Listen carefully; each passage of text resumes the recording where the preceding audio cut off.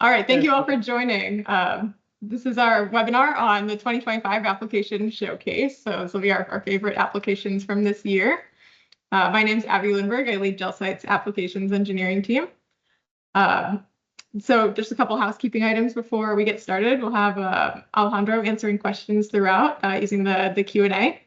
So feel free to enter those live, and we'll also be recording this session. So and getting it to YouTube for anybody that might have missed it. And with us today, we have Thierry Montel, and I'll pass it over to him to introduce himself, and we'll get going.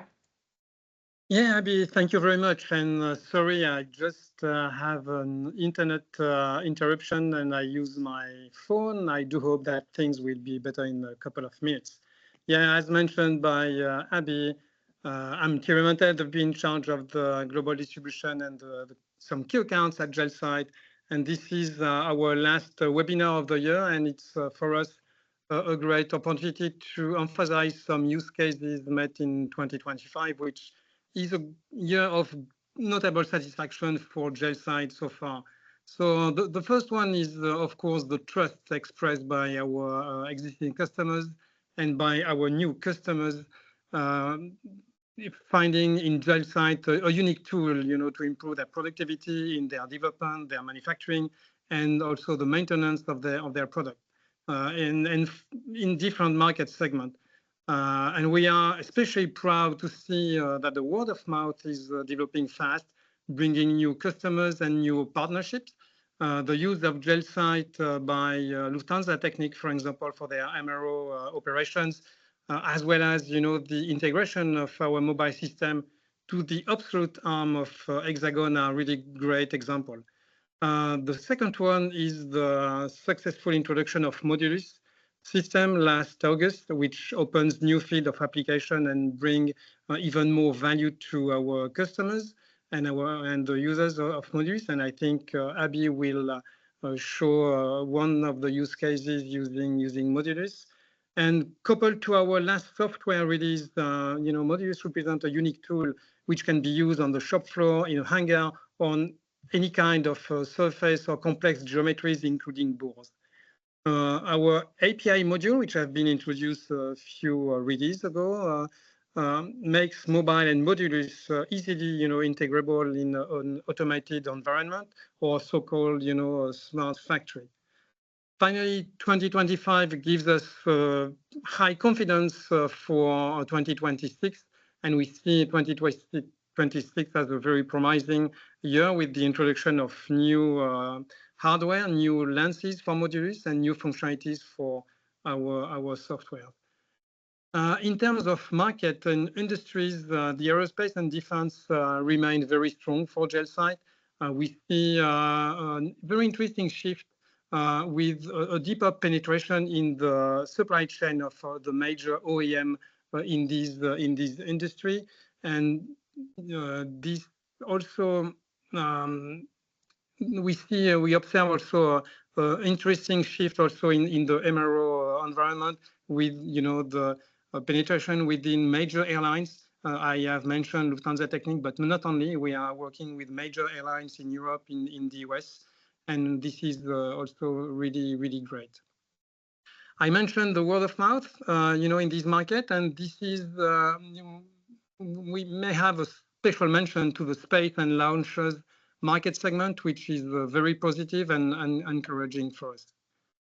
Other markets like the energy, especially the power generation, the nuclear, segment, is also very dynamic. GelSight reinforce its presence within the world leader in this industry, and we can cite also, the steel industry, the using cold rolling processes, using extrusion for aluminum profiles. Chemical industries using GelSight to develop solutions for thin coating solutions. So these are also, growing markets for us. What I can mention is that I will not yet forget the academic market segment, the academic research, which is, we don't talk so much about it, but it also represents a source of information in different domains like the biology, the archaeology, and the history of arts. And we will close this webinar with the example of a unique experience for which GelSight has had the privilege to participate. So I will let Abby introduce some key applications, which really summarize, the different fields of application and the unique value brought by GelSight to our customers. And I do hope I will repair my internet issue. Thank you, Terry. So as usual, we'll start with just a quick overview about how GelSight works. And today I've got our whole lineup here. So we've got our GelSight Max system. We'll start with this one, our highest resolution system for finer surface finish applications. We've got our Series 2 system with the largest field of view that we have available. And then we have our Modulus system. I've got the 90-degree attachment on this right now, but really for giving us that accessibility that we're looking for. All of these work on the same software platform, and they also have the same kind of hardware principles running to give us our 3D data. So within here, we have a camera and a lens and an illumination system. And when I click that button, I'm actually taking 6 different images, one with 6 different illumination angles. And we use that in a process called photometric stereo to get 3D data from, which is a webinar topic that Kimo joined us on. So feel free to check that out if you want to learn more about that. And then in conjunction with that, we have our gel sensor. And the gel is going to conform to our surface. And the pigment layer is going to let us look at surfaces regardless of optical properties. So glass, metal, textile, all looks the same to us. Ambient lighting isn't going to be creating any issues for us as well. Because we're looking at everything through that pigment layer. So I'll just drop this gel in here. And I've got some samples on my desk, so I'll change the video so that we can see the desktop while we take some scans. And then I'll go ahead and share the software as well. So let me switch that view here. All right, should see the desk now. And then let me share the GelSight Mobile software. And as I'm sharing this, to switch between the video being the larger display and the screen share being the larger display, just double click on one and it'll switch it to the other one. So let me get this sharing right now. We'll click here and we'll click go live. And as usual, I'll just press my fingertip into the top of this to give you an idea of the resolution here. All right, so one of the first applications that we picked to discuss today is actually going to be on textiles, but more specifically leather. So we've had a few different leather applications for consumer goods come up this year. And just as an example of that, I grabbed a baseball. And we're going to take a scan of the leather here and take a look at what that looks like. All right, so I've got our Max system. And I'm just going to press it onto the surface of the baseball so you can see that. And I'll click the button to take the scan. And our 3D data is going to generate, it's going to create that model, and we'll take a look at it in a minute here. But really, we've had this come up in a few different ways. Maybe looking at different defects on the raw leather sample itself, or even comparing surface finishes across different samples, or even it will get into a little bit, I guess fake leather as well to take a look at that. I'll open this scan up and we can look at it in 3D here. You can see that curvature of that baseball. But I think most interestingly, we're looking at all of these hair follicles. So where all of the hair follicles are on the animal that the leather was made of. And we have a couple different applications in mind for this, but pit detection is one of them. So if we take a look at, I'll run our pit detection algorithm across most of this field of view here. And we'll see it pick up all of the pits in the field of view.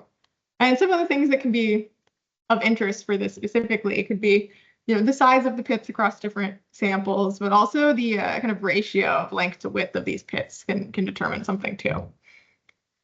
And then from here, we might also be interested in some of our surface roughness parameters. So we've talked about these in the past a little bit, but maybe not on leather samples exactly.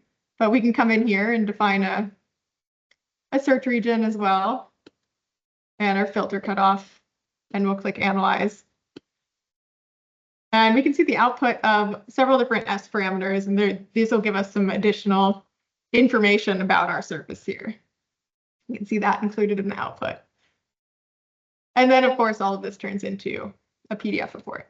So I'll click on that just to show the full workflow here. So we did our analysis, and here's our report customization to accompany that.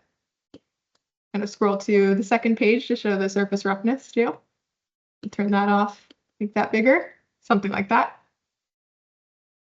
And I'll pull up another scan. So this one isn't going to be a baseball, but I think this one's pretty interesting. And I think I'll let Thierry talk about this one specifically. But I'll open up this one here to show, this is a synthetic leather. All right, Thierry, maybe you could talk about this one. Yeah, this is a dashboard, a part of the interior of a car. The lower parts of the car. Most of the time, the car manufacturers replace leather by plastic panels, and this is to show you, the let's say fake leather. This is a scan done at car manufacturers, and you can see that they're able to reproduce the size of the structure of the leather, but not, of course, the different curvature and what gives you this very nice feeling when you touch the leather of your car, and you can feel a difference between the leather of your car and the texture of the plastic panel, which is a little bit lower, despite the fact that the structures are very, very similar. The feeling is totally different, and car manufacturers use that to optimize the feeling, the sensation of the touching experience of the user on this type of panel. Yeah, I particularly like that on the actual leather dashboard, you can still see those same hair follicles that we were seeing on the baseball sample as well. So I think that's pretty interesting.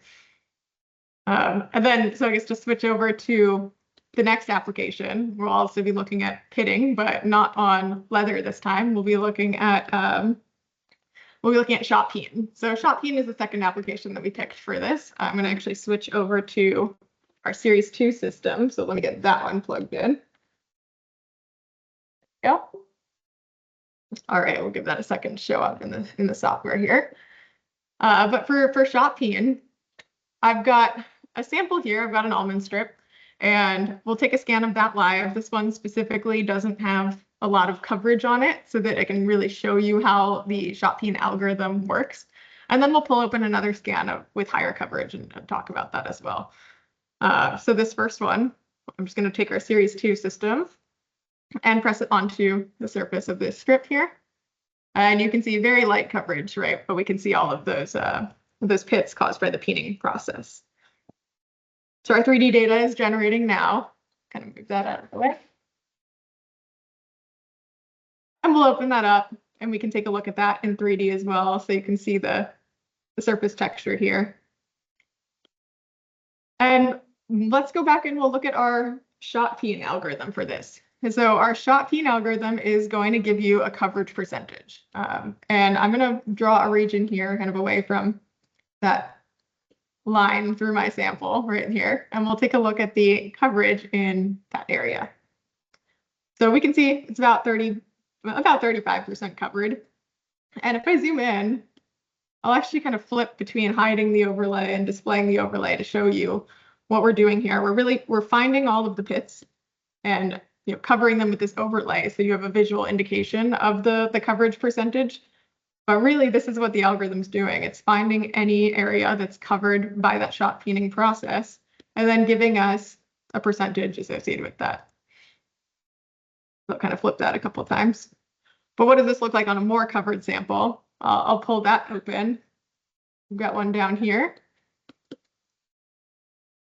And this is an example. Obviously, this is significantly higher coverage percentage. So we'll come in here, we'll run our algorithm on the whole field of view this time. And we can see that same output. We're using that green overlay to denote where we have coverage. And we can see it's about almost 90% in this case.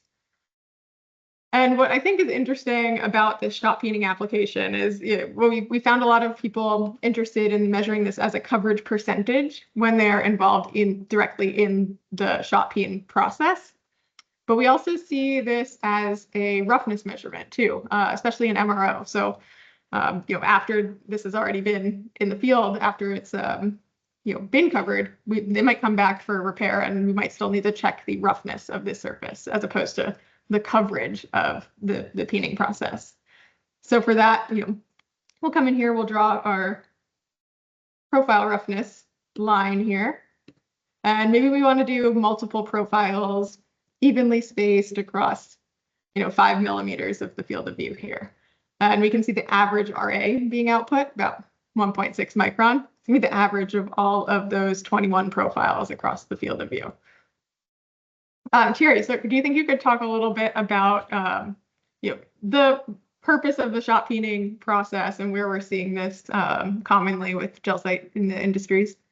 Yeah, sure. Shot peening is a process which is widely used in the industry. It removes micro cracks at the surface of the part, due to machining, like grinding, like turning. The idea is really to remove all these micro cracks and to create a very thin layer with a higher hardness, which will be more resistant to wear, to corrosion, and finally, which will increase the lifetime of the part. This process is essentially used, for parts which are submitted to cyclic loading, like rotating parts in an engine, turbine discs, turbine blades, but also landing gear. These components, are really very, very carefully, shot peen. Each part of the parts are really very carefully done. What can we say more? This is very difficult to evaluate the coverage of the shot peening. Most of the time, it's just an operator which have a look to the part under a binocular with a magnification of 10 or even 20, and the result is subjective. It's also very tiring for the user, the technician, especially when the part is very shiny. And finally, GelSight brings a much more quantitative information about the coverage, and the coverage is really something which matters for the users. And just in one scan and few clicks, you have the results of the coverage of your surface, which is absolutely great. Thank you, Thierry. So I think from there we'll transition into the next application that we selected for this, and these are also in no particular order here, but the next one we've selected is welds. So we've had a bunch of weld bead and spot welding applications come up this year as well. So I'll pull that up I'll pull up some existing scans to look at these. Obviously, there's a lot of different types of weld measurements that we'll look at, but I'll pull open these ones specifically. And we'll start with the spot weld. So I think one feature in our software that's been really popular this year that isn't even specific to welding, but it really comes into play for how to do analysis for applications like this, is going to be our edges overlay. So we can see all of the live images or all of the raw images that were taken when we selected the scan, but we do also have some overlay options, and edges is probably my favorite of the options. And what we get from that is really visible transitions between high and low points. And especially when you're looking at welds and we're looking at undercuts or raised material, this can be really helpful for where you're going to measure something. In this case, maybe we want to measure, the profile across this weld, and I'm going to draw it through this blue spot here. It's kind of the deepest area, and I'll draw it through this tallest area too, and we'll just take the profile across that entire spot weld. So we'll do something like this here. We'll move that down a little bit there. And we get this profile, and I'm going to, of course, go ahead and add my reference surface on either side. We'll say over here and over here. And now in this case, maybe we care about the maximum point to the average of our reference surface in this area here. So we can see that difference in height from that raised material, about 320 micron. But I think even more importantly, we care a lot about this undercut depth here. So we could just switch this over. Maybe we want the minimum point here to the average of our reference surface over here. And now we're measuring kind of that deepest spot to the reference surface. So you can see how much material is missing below there. We can do a similar thing with our plate weld. So this is our spot weld there, but we've got a weld bead example here. And you can see I still have that edges overlay turned on, and we can use it in a similar way. You can see all of these deeper areas, these areas that are undercut next to your welds. And you can see it dip below that material. And we could do the same thing. Maybe I'll measure an offset across this area here. And we can really see that nicely on the profile here. I'll add my reference surface on either side. And I've got the minimum point here, maybe the average of this area here. And from this, I mean, we could even do multiple spots along this profile too. If we kind of just hit set defaults here. I'll add another one. We can move it up, and check another spot along this weld. So we can see similar results across it, or vastly different results depending on where we're measuring that depth, right? Terry, you could talk a little bit more about some of these weld applications that you've seen. Yeah, we have met this kind of use case several times this year. There is an increasing demand for the quality control of the geometries of the weld bead. Of course, we will not be able to detect cracks inside the weld bead. We are not an X-ray, tool, but at least for the geometrical characteristics of weld beads, GelSight brings really directly the results they want to see. Of course, we have a request from these users to have more automated function, allowing to analyze these bead along the entire length of the bead, and also an increasing demand for orbital welds. You can find on piping, on tubes, and the good thing is that with the Modulus we are able to do the control inside the pipe and to analyze the junction between the two tubes. So we are able to analyze the external part of the welding, but also the internal part of it inside the tube. So once again, the combination of our software and Modulus brings a great value to the users. Yeah, perfect transition into the next application that we selected too, because we couldn't talk about 2025 applications without talking about scratches and bores with the Modulus system. So obviously we launched Modulus just a few months ago, and really just get this 90-degree attachment has really been, I think, probably the biggest application for us this year. So we've got our piston that we've seen in a couple of the other webinars here, about a 2-inch bore, and we can go ahead and measure a defect on the inside of that with this 90-degree attachment. So I'll just come in here and see some of those scratches, and I'll take the scan. I'll also note, I've talked about the dimensions of these of the Modulus system before, but something to kind of even highlight is, this is a 2-inch bore, but I did just want to bring something with a 1-inch diameter to show an example.